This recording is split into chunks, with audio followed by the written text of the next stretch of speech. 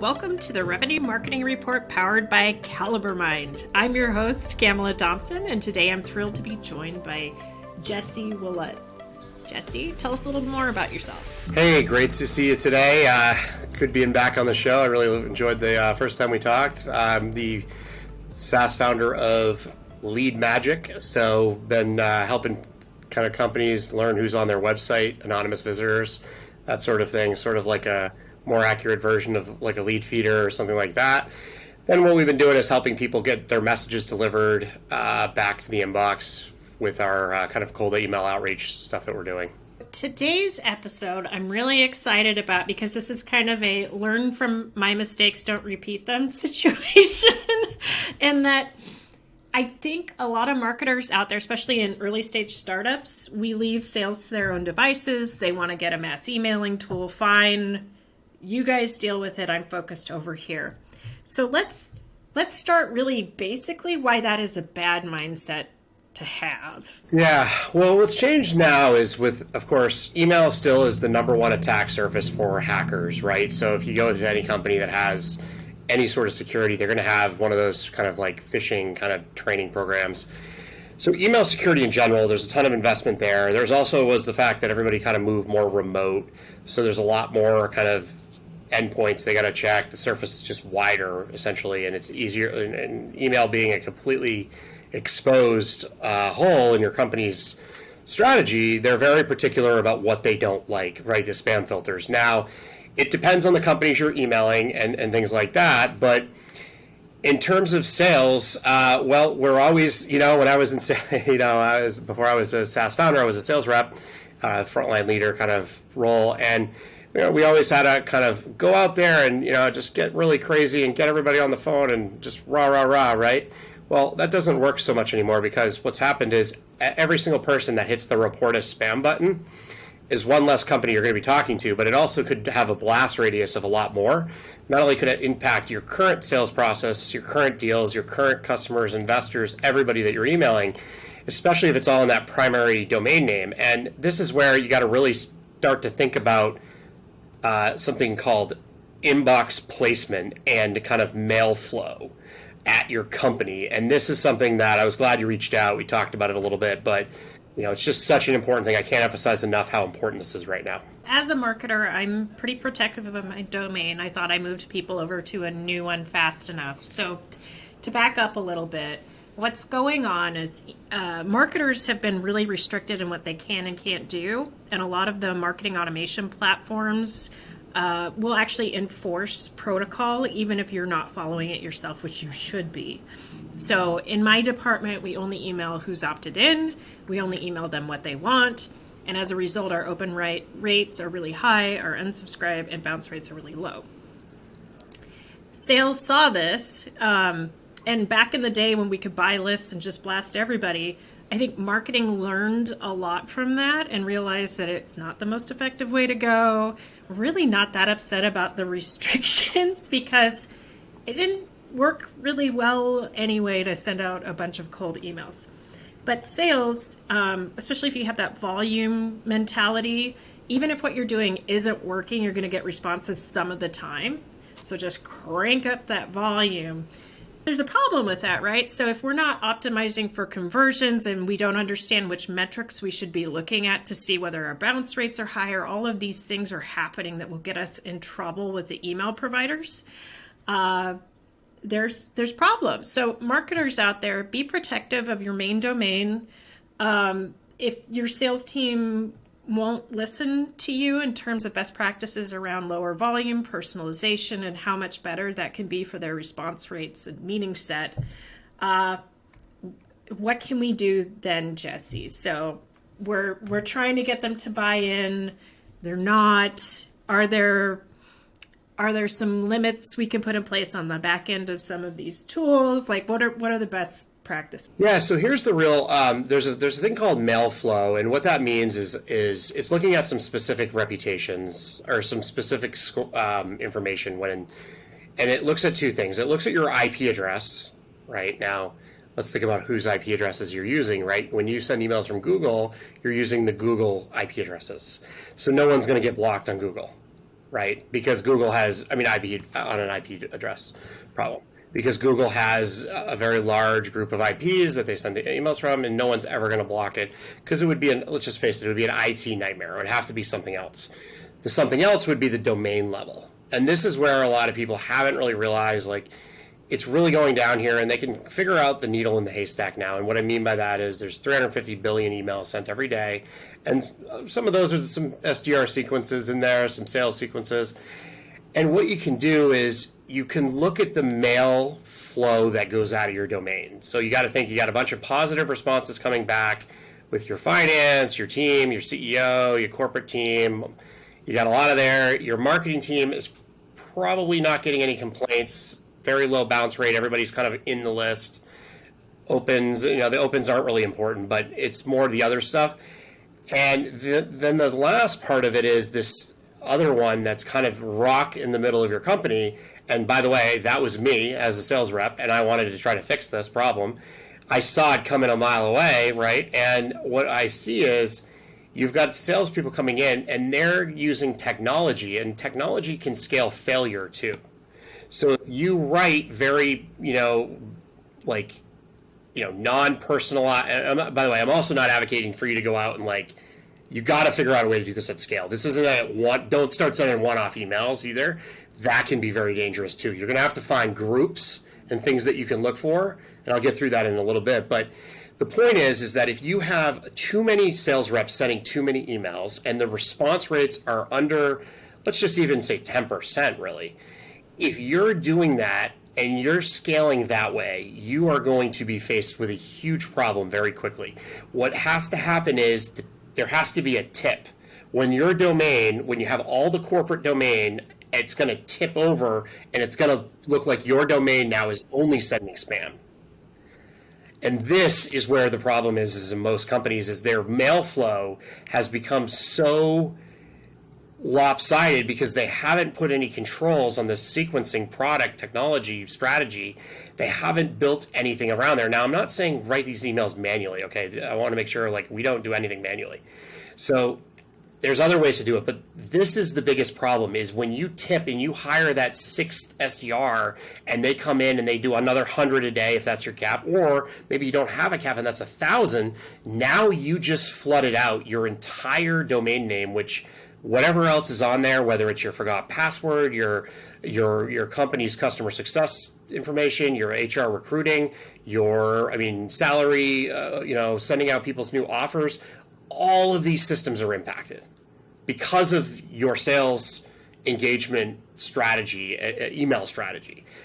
And this is where I'm trying to caution people, because you don't see the score on the other side. They just put you in spam and you lose performance as an impact. So anyways, I'll stop there, but that's kind of the problem. No, and I just want to reinforce that it's really insidious in that you'll start hearing some of your executive team members complain about stuff going to spam to people they know and are trying to email directly. Or you'll start hearing one of your salespeople say, hey, I've been testing this with some of my friends. It's landing in spam. You should hear that. And, now is the time to panic. That is Yes, slow it down now, because the biggest one too is this thing called, and now I feel terrible because it's called, they call it, the terminology for it is Google jail. This is the one that if you hear this, remember this podcast, send them some of my content, and go basically read what this is about, because that's the point. Now you're locking an employee out of the company. They can't get any emails at your company, and they can't respond to customers. Serious, you've gotten too many, something's up. Stop it right there and go get get a committee involved and start having the discussion and figure out what you need to address here, right? What is the root cause of the problem? Yeah, and I'll just be really honest with what we found. So those of us marketers who've been dealing with marketing for a long time and looking at all the email stats, we kind of know what to watch for in terms of this is good, this is bad. This knowledge hasn't been transferred in a lot of cases to the sales team. So I think cross-functional training would really behoove people, because what I've seen happen is if we switch who we're targeting and the messaging that we've used in the past isn't going to resonate with that audience, what you don't want is, hey, the salesperson to say, hey, I'm getting less replies, so I should hit up more people. What they need to understand is when somebody reports spam, it's scorched earth. Like, they may be targeting people in your ICP, and they may be targeting people who you want to hit up. But if the message is wrong and they're sending things unsolicited that just don't resonate with that audience, you can no longer reach out to them as a company. And I think if sales walks away with one thing from this conversation, it's that it's in everybody's best interest at the company to learn the rules of engagement with email and work together. Like, if the messaging isn't working, go to marketing and, hey, my open rate just went way down. Why is that? We could do some cross-functional training and start redirecting things in a different area. Like you said, not everything has to be manual, but when it does make sense to go manual is when everything isn't working and we're testing out some new messaging to figure out, is this the right direction? Yeah, you nailed it there. And what's great about it is like, and when I probably started talking to you in the beginning about it, you probably were like reading a lot about this, but what's happened is this thing's been slowly kind of creeping up. Now, I have been talking about it for a couple of years now. Unfortunately, before I built my company, I was at a company, and I made this public actually. So I actually brought it to the attention. We actually had something kind of installed at the domain level that was putting us in spam, and I didn't want to put the email signature on because I was running sales strategy, and my team the sales development team wasn't going to be able to get their emails through. So the key is I went and kind of tried to have the conversation internally, and it didn't work out. They actually fired me for it. So that's what started. It's better for me. It's been great. I've got my own business, profitable SaaS company now, like doing very well. But it's just one of those things. These discussions are hard internally. And I think the worst thing you can do is kind of shrink to make others feel okay. Like, that's one of the things that I think is here. And like, a lot of the times the marketers are on the better side of this because they're used to getting to these email systems. They understand, they signed agreements with ESPs, right? Like enterprise email sending programs, right? They know what's in these contracts. You really want to work with your marketing team here. And, I come from the sales side, and, if I could give you any piece of advice, your marketers typically are going to have this experience, at least to figure out the problem over your sales leadership. Sometimes that can be, and at least in about 95% of the cases, we're finding things like, I'll give you an example, the breakup email. I don't know if you guys have ever used that, but it's one of those emails where you're like, hey, first of all, they were never opted in, they were never part of your playbook, nothing, and you're basically going in and you're saying, the fourth email, I'm going to break up with you and never ever call you again, and you're going to be not on. Right. Now, that email generates a ton of it just generates a ton of report as spam. We actually tested it at scale, like a big test, and we found that we did this on purpose. We set up 10 domains to test it. We wrecked all 10 domain names in the second that fourth one hit. That breakup email. So whoever wrote that blog post, by the way, that said it's a good idea. Yeah, that blog post really is kind of old news now, because the report as spam goes so far up on when you break up with somebody you're never really together with.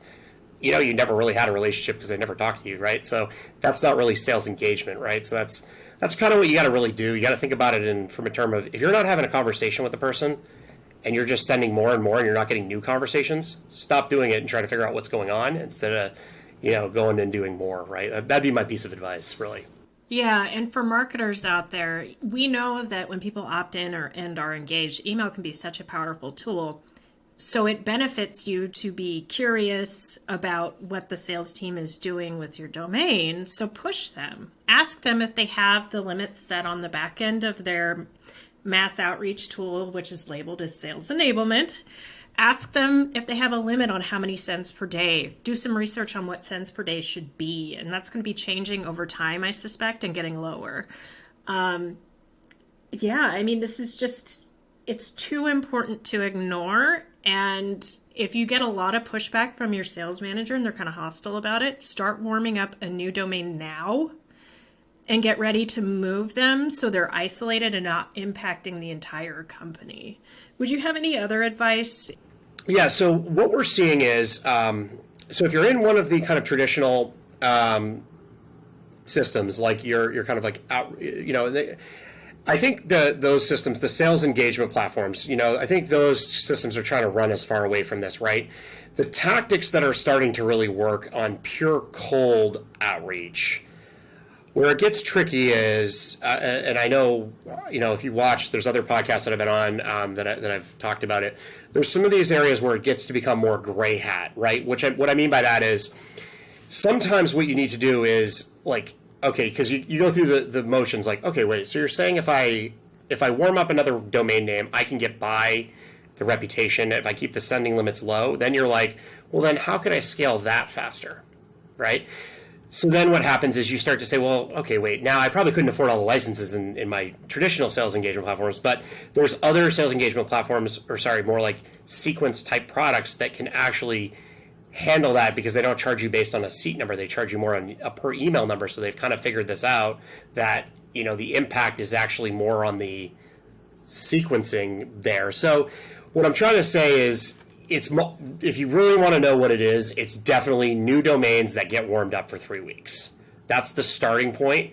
And those domains can get tarnished too, but if you keep warm up going while you're sending, you want to keep a small warm up going while you're sending and turn it to full power if you go on vacation or stop. You kind of got to start and stop it. So there's some health things there, and that really comes down to how many emails in and how many emails out, right? So if you're out and then in, really, you're sending X out and how many in, and you have to track that. You want that number to be over, let's say 15%. Now, what you're saying is like, wow, my sales team doesn't get a 15% response rate on anything. Right, I know that. So what you need to do is you need to warm up accordingly to get that response rate. A lot of the times you'll put a 30% warm up going where you're generating some artificial responses, and that's how all these systems work. I think the other thing is really just using plain text really is the other thing that really helps a lot. So we could get emails into government agencies if we wanted to right now because we've got our domain so warmed up and we watch every single interaction and nobody complains and we offer value on every email. Like we take such time to set up a campaign. But it is a set it and forget it, right? We are not personalizing one-to-one. We're setting up early. We get all the data. We do it all. And then we launch it and we measure the results along the way. So that's been our biggest thing. They're almost more ran like a paid ad now. Now, there were two things you said that were super insightful when I last spoke to you.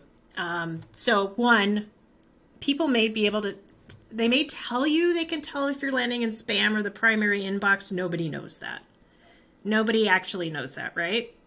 Yeah, so there's a thing called inbox placement. This is when if you go into your inbox and then you were to look at the different folders that you have primary, promotions, social, updates, and forums.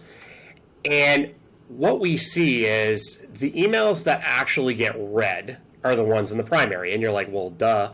But what happens a lot of the times is you actually think you don't go into spam at most places, but let's say you're emailing some of the more strict email delivery companies, like anything in your Global 8000, definitely going to have more emails stringent, right? And they're only going to continue to get more, right? The second any of these places get hacked, like it's a matter of time before they're all going to get more. You just assume it's coming. So what people are doing is they're getting their emails in the wrong folders, right? Now, the worst, like an okay scenario is like, okay, it's in the updates folder. They'll probably still see it. Now, I want to talk about a different audience. There's a group of people that are getting into the spam folder. They don't know it. And these are the responses that their sales team is getting back. Now, let me just ask the question back to you. If you are thinking about the type of person who goes in to the spam folder, pulls out an email from a salesperson and responds extremely negative, right? Because this is a person who's seeking conflict at this point, right? You've got to think about that person from a purchasing perspective, right? Like that person is an angry, I don't want to go, but like you get what I'm saying, right? Like they're probably on the no-fly list. Yeah, like You see them in the store, something's wrong, and you go the other way. Like, Yeah. I know people like that, and this is who I'm talking about. And what worries me is if your delivery's bad, this is who your sales team is actually having conversations with. Right. And then the second thing you said to me that I thought was great is if you are landing in the primary box, and even if your messaging isn't on point, you should still be getting responses. No thank you. Hey, this is way off, whatever. So if you're not hearing, if you have a 0.2% response rate. Yeah. So what's happening here is this is another one, right? The response rate could be low because the only people opening it and responding are in the spam, or it could be just like you've spent. So what I see so many SDRs doing, and this was across LinkedIn, and I started to talk to different people that were big in the community, and I said, hey, there's a lot of focus on like the message, but like you could change if you had bad email delivery, you could change your message as many times. You could have the most beautiful, perfect message directly for that buyer, and they're never going to respond to it. Why? Because it's in the spam folder. And most people, when they're actually addressing their inbox and they're trying to get it down to 0, which is what most people do, they try to get unread and they try to go through archive or whatever. Those people, you're not going to get responses from the quality people. So I see sales development teams spending so much time on this area that it can be very upsetting. And I see a lot of layoffs, right? Like in this particular area. And I sit there and I'm like, well, they spent so much time writing these crystal clear, I see the posts and I'm like, man, if you just were to call your IT guy or hire IT person and hire maybe some Geek Squad person at Best Buy to come over and fix your IT settings, like you could have gotten so much further. Then you could have gotten a really great message across. It's just thinking about how much time people are spending. It's that Pareto of 80-20, whatever it is. It's like they're spending so much time on something that doesn't even matter at all. Go get the responses first, then you can fix everything because it's easy at that point. Yeah. So what I'm hearing is if you have a problem, the answer isn't to panic and turn off your engagement tool necessarily. It's to warm up a new domain. You can try new messaging, but the whole point is like they won't change their behavior until they start having successes. So you need to set them up in an environment where they can have that success. If you turn off outreach and you have them email out of their, whatever inbox they're using, you still have the same problem. They're not going to see any improvement, and they're going to say personalization is the problem instead of, oh, we really burned our domain. Relevance of the domain being burned. Yeah, you're totally right. I mean, that's the biggest thing. And by the way, this is the other problem with taking any advice from anybody on like LinkedIn for writing emails. Every person's different. So like you could write an email and you could say like, okay, this person responded to it. And if somebody gets one response, oh, wow, this is going to work every time. Not necessarily, right? Every single one of these calls for a couple things. Calls for there to be it really calls for some relevance in the email, right? Like the person on the other end has to feel like it came to them. Think of it as talk to your marketing team if they're doing a good job with kind of ads. They might start at $2,500. They run an ad test. They run it for 2 weeks. What do they do after that? They go to run, a little bit larger of an ad test. They might put $5,000 in it. You're doing the same thing, and you want to spend your emails the same way. What you don't want to do is hire this new group of the new class of SDRs, bring them into a room, do a big chant, and then start, the loudest person in the room starts saying, I want more, I want more. And then what happens is that person is now the biggest problem in that company because they've essentially blocked your company from using email. And email is not a social media website. It is a protocol. It's an internet protocol, right? It is not something you can block, change. The nice thing about email is you never have to worry about the LinkedIn algorithm or Microsoft's ambitions around marketing or Twitter's ambitions around, running their business or any of the other companies. All emails are created equal. Now, what's not is how you get through that spam folder. So that's really where you have to really start thinking about this in a holistic view, that email is actually, for all the people that are saying kind of like anything is dead, really, there's nothing that's dead as long as you know how to do it.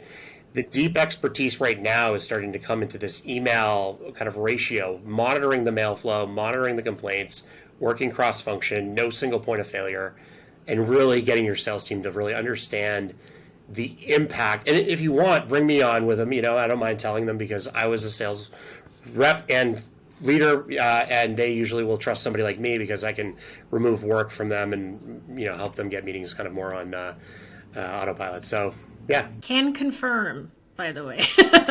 So I subscribe to your email newsletter. Jesse, where can people find you online? Yeah, so if you want to find me on LinkedIn, I got some great articles on there just around email delivery. I've put a lot of the different stuff that I talk about. If they just go to LinkedIn, just look up Jesse Ouellette, or if they go to leadmagic.io, there's a chatbot in there. Usually I see all the messages that come through there. But look, my DMs are open. It is increasing. There's a lot of people talking about this, but look, I'm always willing to kind of have the chat. If I can answer the question asynchronously and just kind of give you a response on inbox, I've helped out thousands of companies now. So and look, I've just been talking about this. I'm really trying to clean up. I think there was a kid who was trying to clean up the ocean. I've been trying to do that with email delivery and the way it works. And it would be really nice just to see people get their messages back into the primary inbox to their target audience, where their audience wants the products. I just think there's something magical that happens when that all happens at the end. So thank you for your time. Wonderful. So for those of you listening, if you like the show, rate, review, subscribe, tell 2 friends. It makes a difference. And for those of you looking for more great content like this, check out calibermind.com.